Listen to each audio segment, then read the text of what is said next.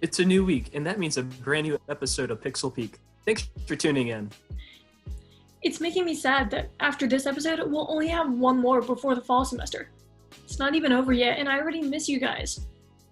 Well, we're still here now, and we still have your regular dose of thoughts, news, and game reviews for the week. The Switch saw its 10th major firmware update, which brings a lot of customization features to its control schemes, the ability to transfer data between system memory and the SD card, as well more. Not to mention Cooking Mama is back. Well, actually not exactly. Another company has used the IP, and it's all been pretty hot water. Oh, right. The original team is in a legal battle with the publishers of Cooking Mama Cookstar, and we'll definitely fill you in on all the details. Sony is also launching a play-at-home initiative where they're getting paid titles free to play for each month, and this month's starting off pretty strong with some fan favorites. After news, Bianca Bortoluzzi returns for this week's game review to give us her thoughts on the Final Fantasy VII Remake. Will it live up to this 5-year hype? Stay tuned to find out. And to wrap up this week's show, we're bringing in the PC analyst Walker Peters to talk about Riot Game's new title, Valorant, and what the Riot has in store for the upcoming 5v5 competitive team shooter. We have another packed episode, so let's jump right in. I'm Sydney Thompson. And I'm Bryce Gates, and we hope you enjoy your stay here on Pixel Peak.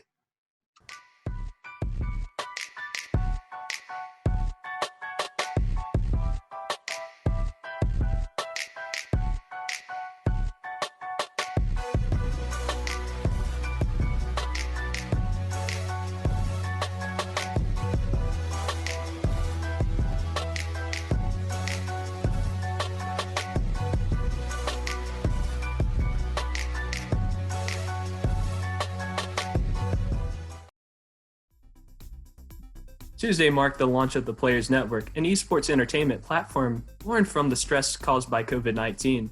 Players Network started the launch off with a COVID-19 charity live stream with the guest appearances of famous athletes from NBA's Sacramento Kings, the NFL's Cleveland Browns, New Orleans Pelicans, and the Saints.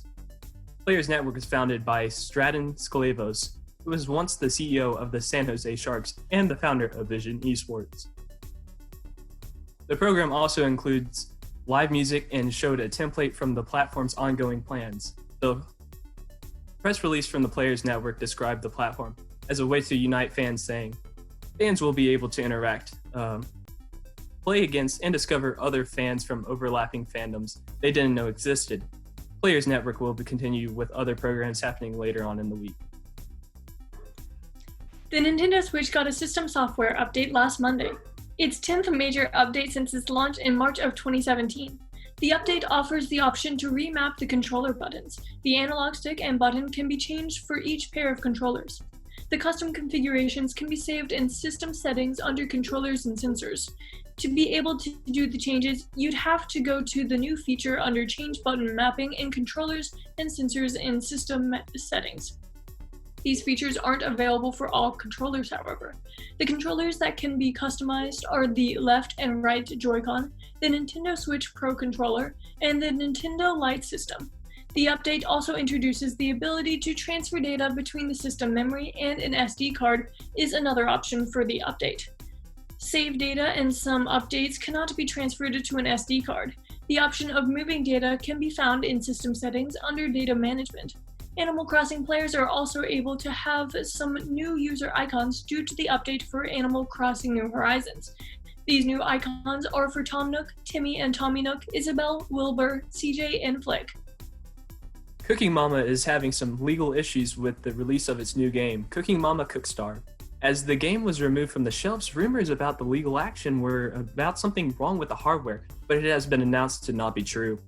It was revealed that the game's release was not authorized as stated by Office Crate and Planet Entertainment's license to use the Cooking Mama IP had been terminated since March 30th. The legal action against Planet is to protect its IP and customers.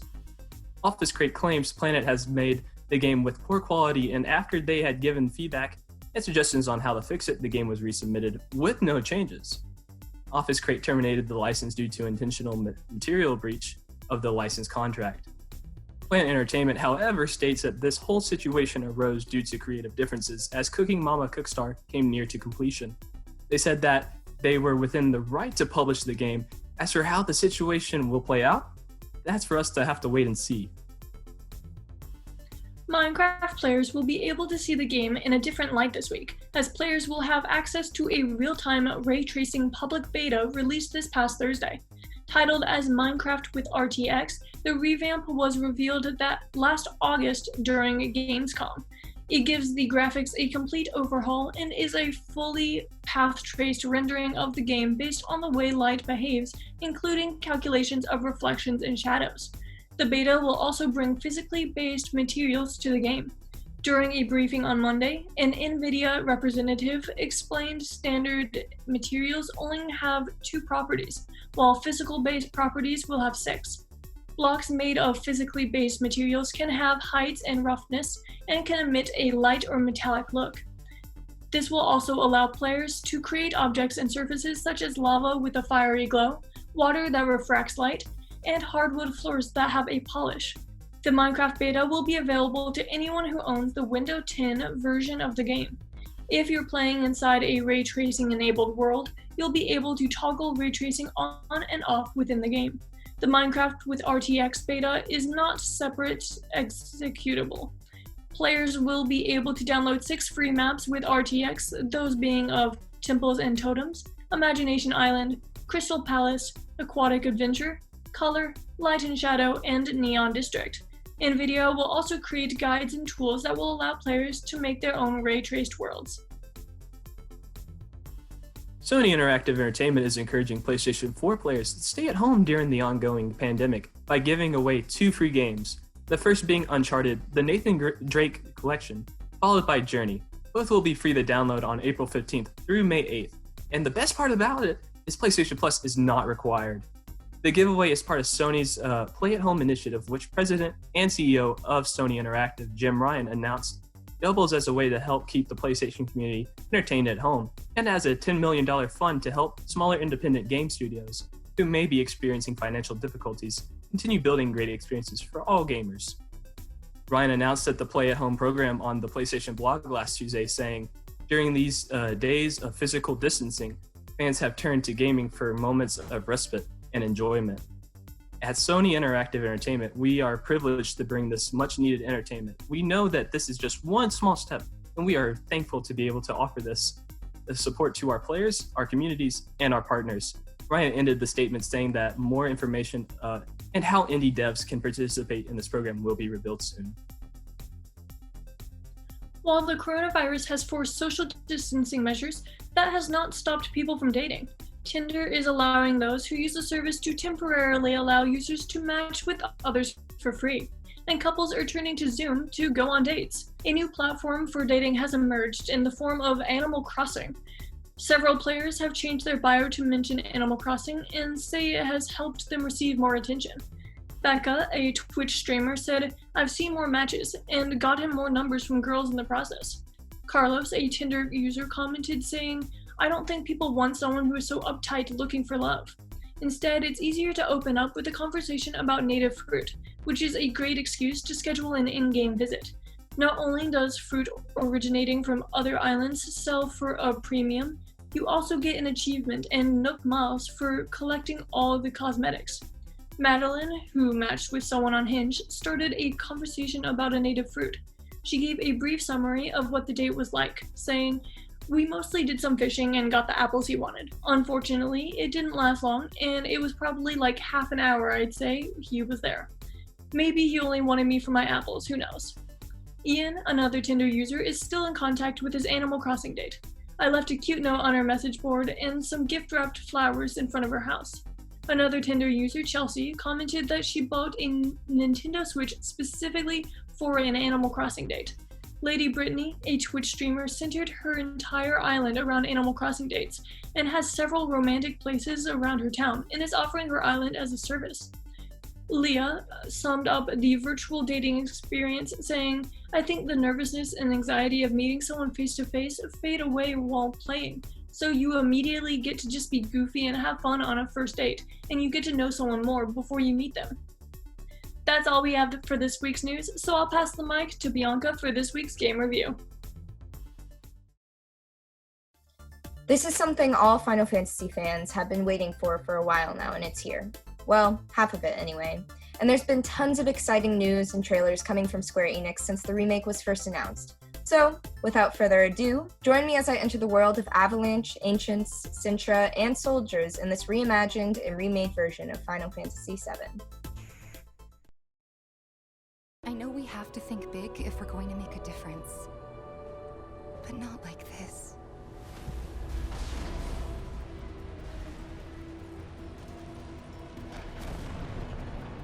A man you really, really loved just died. His heart came a long way to say goodbye. What is Mako? The life stream. The lifeblood of the planet. Our planet. But Shinra keeps on slurping it up like a thirsty dog. What do you think's gonna happen if you don't stop, huh? Cloud, promise me. Don't let it be for nothing. They were all my victims.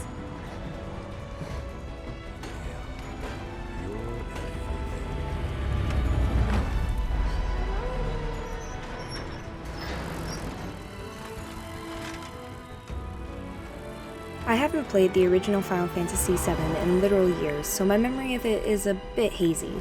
I can say though that the remake has maintained the main plot points of Final Fantasy VII while adding some awesome new characters and interesting subplots. However, before I explain the story, let's talk about some of the big new additions for those who have played the original, and you know what?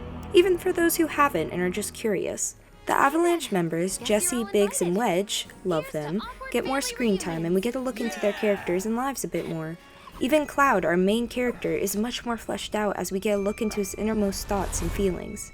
We even get 5 new, awesome characters: Roche, a Shinra soldier boss, Madame M, a masseuse, Leslie Kyle, a pretty boy, Chocobo Sam, and Andrea Rodea, the owner of Honeybee Inn. They're all added, and there's also odd jobs you can do now throughout the sectors you go to. There's even tons of new minigames as well, dancing, darts, and squats included. We open up the game to Cloud Strife, our main character and ridiculously strong ex-Shinra soldier turned mercenary, assisting the eco-terrorist group Avalanche. Their mission is to blow up a reactor that uses Mako, the life force of their planet. From there, Cloud gets wrapped up with Avalanche and helps to destroy Shinra, a power company turned dictatorship sucking up all the Mako of the planet. Within the game, you also get to play as Barrett Wallace, the giant gun-for-a-hand leader of an independent sector of Avalanche, and even an amazing father to Marlene. Tifa Lockhart, a close combat fighter, and Cloud's childhood best friend, also my favorite character of the game. And Aerith Gainsborough, a mage and flower seller that Cloud meets early in the game and is somehow connected to the plant's life force? Overall, a really good team to play with. In a sense, Final Fantasy VII Remake is similar to playing through a movie, while the original is like a book. Does that make sense? Square Enix took this opportunity to flesh out the vast tale and all the characters within the game. They added subplots, beautiful animated cutscenes, amazing boss fights, cute but important side quests, and more. They even add to the story. If you don't do all the quests, you may not get some of the awesome features in the next chapter. All these added things makes you, the player, also think more about what's at stake here. Sure, you can bomb a reactor, but what about the people that live near that reactor? What are the consequences? Anyway, that's enough of the story and the beauty that is FF7 Remake. Let's talk gameplay. Combat is definitely something you spend the most amount of time doing in the game, and honestly, I'm not a fan of strictly turn-based battle systems whatsoever. It's actually kept me from playing some Final Fantasy games in the past. I'm just not really good at it, and it's just not my cup of tea. The battling mechanics within Final Fantasy VII Remake, though, are very interesting. They combine action-based real-time fighting with turn-based strategy. You can fight with the sword, or the gun, or fists, or mage stick as much as you want, but you have to build up the ATB gauge, or active time battle gauge, if you want to use a spell, an ability, or even an item like a potion. When it does fill up, it pauses the gameplay to allow you to make decisions. The flow between fighting with Cloud's Buster Sword and casting spells felt nice. I wasn't doing one thing too often. Even swapping between characters mid-fight became easy and made my strategizing even better. Materia in the game is also very useful and something I found myself using constantly. You basically can't win in a battle if you don't utilize it. I often chose weapons and armor that gave me extra materia slots just to make my team that much stronger. Materia is basically the spells you can use: fire, blizzard, curing, reviving, poison, barriers, I can go on.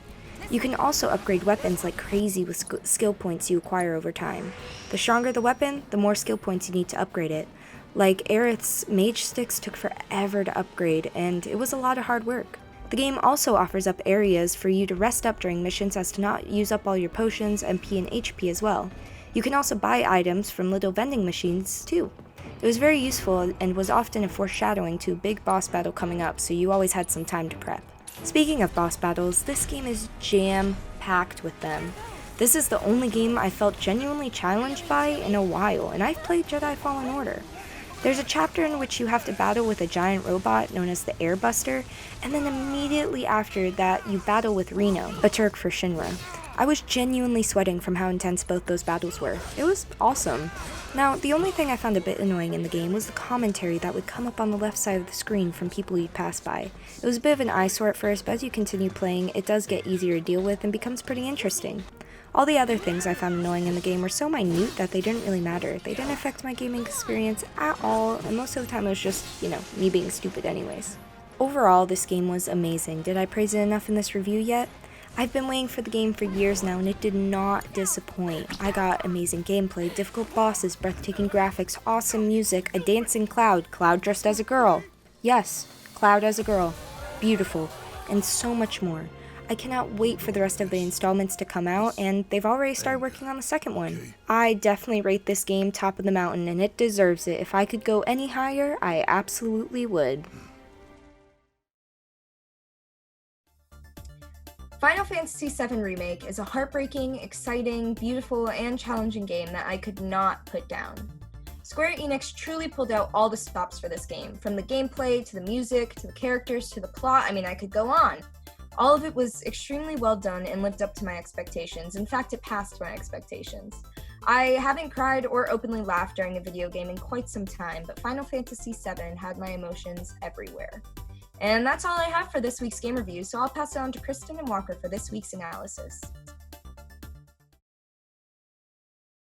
After the immense success of League of Legends, Riot Games has decided to branch out and create a new game called Valorant.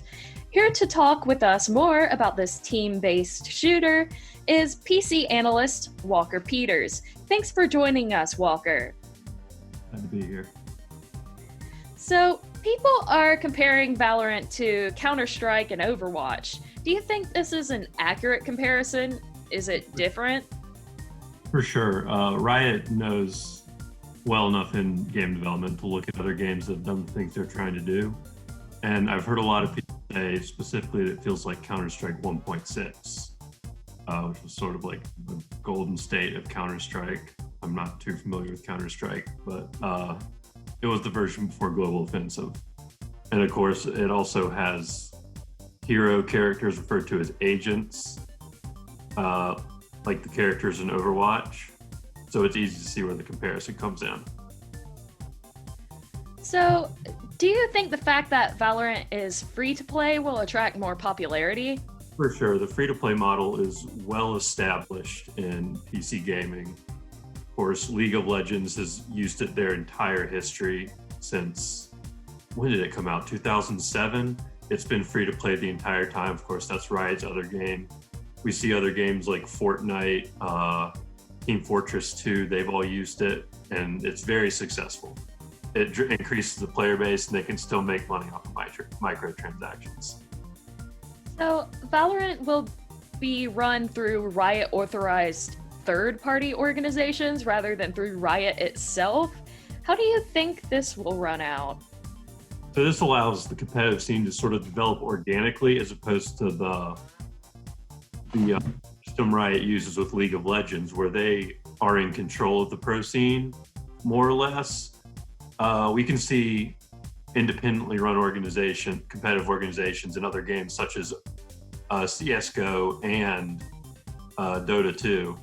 And in general, I think it's a good thing. There's not as much oversight, but that allows for more freedom. The pro scene develops differently, and I think it develops more freely. So unlike Counter-Strike, you mentioned Valorant has a cast of characters called agents.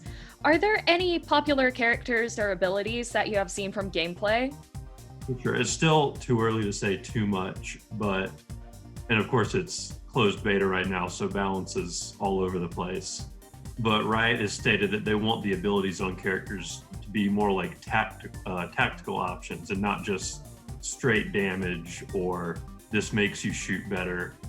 And so I think it's really exciting to see what we'll do with that. I know one character, Phoenix, has sort of a giant wall of fire he can make and bend, which, I mean, we've seen similar things in games such as Overwatch, but coming from a more tactical game, I think this will be really interesting to see how it plays out in game. So how has COVID-19 affected the beta release? Where is the beta currently available? They've had to slow the release of the beta a little bit because if you've used the internet anytime in the past month, you know it's a little unstable right now. A lot of games with similar systems like League of Legends or Fortnite have been having server stress issues because so many people are playing. So Riot has only released the beta in territories where they know the servers are stable enough to handle it. Right now, I believe it is limited to Canada, Russia, Turkey, most of Western Europe, I think. Not all of Europe, but most of that part. And of course, the United States. So, gun skins will be available for purchase in the store.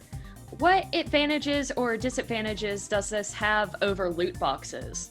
Well, again, this is something Riot's well accustomed to. That's how League of Legends has worked for all of its history. Just you purchase the skins you want, and it works very well. Of course, there's not the gambling factor to drive profits, but that can also work for them because there's no controversy associated with just buying the skins you want, or at least not nearly as much. And it works very well. League, of course, is one of the most, if not the most successful PC games of all time. And they've built off of that business model. So I imagine Valorant will be just as successful. So what are you hoping for out of Valorant? I'm hoping they can manage to keep it balanced. It's ambitious, I think, to try and go for a more tactical shooter that's still hero-based, because the hero-based shooters we've seen before, Rainbow Six Siege is all right, but Team Fortress 2 and Overwatch can get a little goofier than you might expect from, say, Counter-Strike or something like Arma or Call of Duty. So I think it'll be really interesting to see them try and keep it balanced and maybe tame without just sort of the heroes deciding the meta. Thank you for your input, Walker. That's all we have for this week's analysis, so I'll put Sydney and Bryce in the spotlight to wrap up this week's episode. And that's all we have for this week's episode. Thanks for joining us for another remote production. Now that we have wrapped up for this week, you have me thinking about how this is going to be the second to last episode. I mean, what am I going to do over the summer? We'll figure all it out. And hey, we might actually have 2 more episodes before we sign off for the summer. You'll just have to keep up to date with us by liking and following us on Facebook, Twitter, and Instagram at PixelPeakAppTV.